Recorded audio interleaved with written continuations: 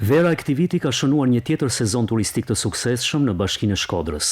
Sipas të dhënave zyrtare, jo vetëm gjatë muajve të verës, por që nga fillimi i vitit e deri në mesin e muajit shtator, është regjistruar një rritje ndjeshme në numrit të turistëve. Bazuar në deklarimet e njësive akomoduese, janë evidentuar rreth 180.000 net qëndrimi, më shumë krahasuar me vitin e kaluar. Është një rritje me 35% e netëve të fjetjes, asaj që deklarohet zyrtarisht, pra dhe ku ne mbledhim edhe të ardhura, janë rreth 498.000, pra 500.000 net fjetjes, krahasuar me vitin e kaluar ku kanë qenë një shifër diku te 320.000 net fjetje. Të gjitha këto janë të ardhura që futen në qytetin e Shkodrës, pse jo edhe në ekonomitë e familjeve dhe bizneseve tona.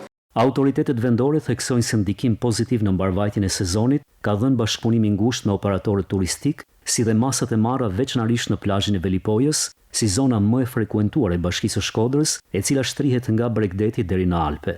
Ka qenë një sezon i mirë, i kënaqshëm, me ato uljet dhe ngritjet e veta, pse jo me një rënje të vogël për gjatë korrikut, e cila është kompensuar nga numri i lartë i turistave që kanë qenë në Velipojë gjatë periudhës së qershorit. Kemi respektuar ato detyrime dhe objektivat që kemi vendosur në fillim, që të kemi sa më shumë hapësira publike, të jenë të mobiluara me kushtet përkatëse. Ja kemi dalë që të kemi një ofertë turistike shumë të mirë. Përveç turizmit bregdetar, malor dhe liqenor, Shkodra ofron një sër atraksionesh historike e kulturore si Kalaja Rozafës, Ura e Mesit dhe rrjeti muzeve të qytetit, që mbeten faktor të rëndësishëm në zhvillimin e qëndrueshëm të turizmit.